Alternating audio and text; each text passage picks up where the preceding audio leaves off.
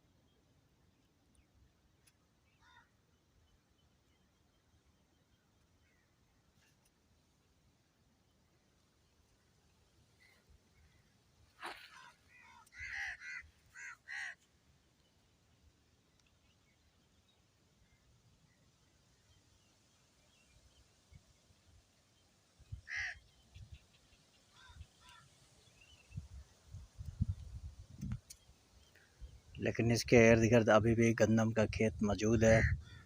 लेकिन ये देखें, ये गंदम का खेत अभी भी इसके इर्द गिर्द मौजूद है। कहा यह जाता है कि ये कोई नई किस्म का ये बीज आया है और ये कोई नई किस्म का यानी कि कपास होती है। एक तो कपास होती है ओरिजिनल, और ये मेरे ख्याल में कोई चाइना का बीज है या पता नहीं कौन सा ऐसा बीज है, ये इन्होंने डाला है। तो माशाल्लाह अच्छे कपास हो चुकी है। अभी तक पौधा भी बाहर आ गया है।